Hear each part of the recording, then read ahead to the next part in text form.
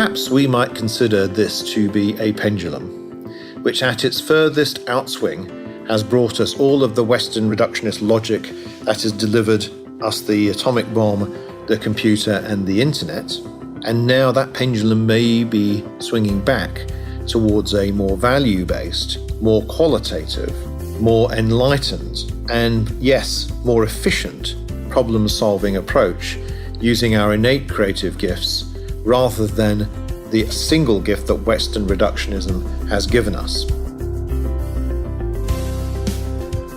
That was Chris Lewis, author of Too Fast to Think, a best-selling book on reclaiming creativity in a hyper-connected work culture. This is episode 6 in a podcast series based on the book. Today's podcast explores the role of creativity in education, the danger of complacency, and a look at the future of creativity. So what of the future of the creative process? Well, in order to understand the future, one has to go back into the past and look at some of the broader trends that we've seen operating in the Western reductionist process. If we go back to the establishment of the Copernican view of the universe, we can see that the beginnings of the rationality and the Age of Enlightenment, which has come all the way through to the 21st century, and the culmination of the sum total of human experience onto a platform such as the internet. Now, anybody who's got access to the internet can access the sum total of human thinking and engineering and skill all on one platform. Some people use it to find 10 cats that look like Hitler, which is also a legitimate use, perhaps a less demanding use of the rigors of the internet. But when we're looking at the sheer provenance of the volume of data, one must not conclude that the provision of such data and knowledge is in any way proportionate to the uptake of it. In every other area of human endeavour, abundance has never led to greater consumption. Just because you're surrounded by water does not mean to say you're going to drink it. You asked Samuel Coleridge that from his line in The Ancient Mariner. Just because we provide such knowledge in an easily accessible way does not stop us from plunging humanity into a new age of ignorance. Just because you make it easier for people to acquire knowledge, it does no way suggest that people will be any more curious than they were before. In fact, the abundance of the information itself may well make people complacent towards it. And so one might ask what the opposite of creativity is in the future. Well, the opposite of creativity is not destruction. The opposite of creativity, to quote George Blacklock, is complacency. It's the inability to be curious. In Ian Leslie's book, Curious, he lays out two fundamentally different types of people. Those who are surprised and delighted and thrilled to discover new information, who have a tree of knowledge onto which they can graft additional facts. They already have a pattern there. And then there are those people with no tree, so that the facts come in blowing like leaves with nowhere to arrive on the tree because there is no pattern to be able to contextualize them. What are we saying about that? Well, creativity begets creativity. Knowledge begets knowledge. How do we get that? We get that back into the education system itself. Not a factory-style education, but an all-round education which teaches people how to use their creativity in an applied way. After all, if we're not able in the future to reach the potential of every individual, what chance has our planet got of achieving its potential as a place to live? Creativity is that important, and that's not about coming up with 10 cats that look like Hitler.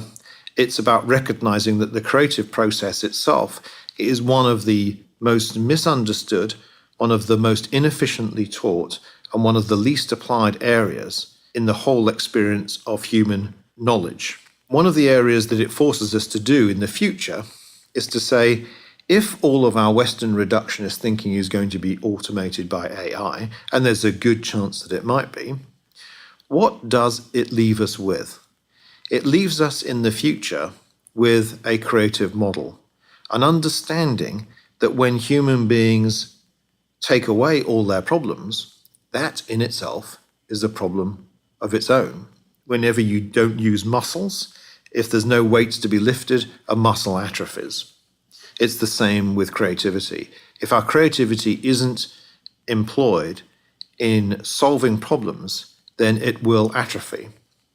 And so one of the problems that also creates in its own right is, how do we recognize, how do we promulgate the notion of creativity as being central to people's potential? Well, one of the ways of doing that is to recognize, for instance, that art and music has a central role to play in people's education.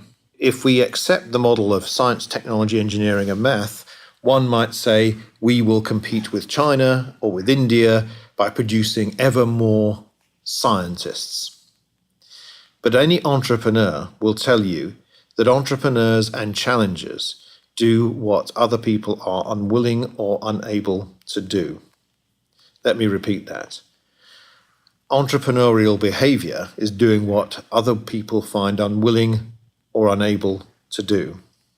If we want to compete with China or India from a Western point of view, we have to do what they're unwilling or unable to do. And we have to recognize that all creativity in its essence involves dissent. It involves the confidence of dissent. There is no point imprisoning people if they dissent. That is not a sign of strength. That is, in fact, a sign of the opposite. We must recognize that all dissent is in itself an expression of creativity geared towards a goal of improving the lot of mankind. When it comes down to it, unless we recognize this in the West as being the true area where democracy and dissent and creativity come together to be able to bring about epiphanies in the areas of new technology, of biotechnology, of intellectual endeavor, then we are missing perhaps one of the key variables that the West itself has a corner upon, because it's the confluence of those abilities of all those different worlds coming together at an apex which allows the cross-fertilization. We talked about Lyell and Darwin previously. It is at the interface of these worlds where the creative process can juxtapose and create the greatest level of illumination. So, for instance, if we could ask what cities are going to be preeminent in that, well, it may be cities where the apex exists in a number of different areas. If one was to look at Washington, D.C., one might say it is the apex of politics in North America. In San Francisco, we might say it's the apex of technology. In Los Angeles, we might say it's the apex of entertainment. In New York City, we may say it's the apex of finance. But perhaps, when it comes to creativity, bigger may not always be better. And we should look for cities where there are multiple apexes within one environment. So the city I'm familiar with is London.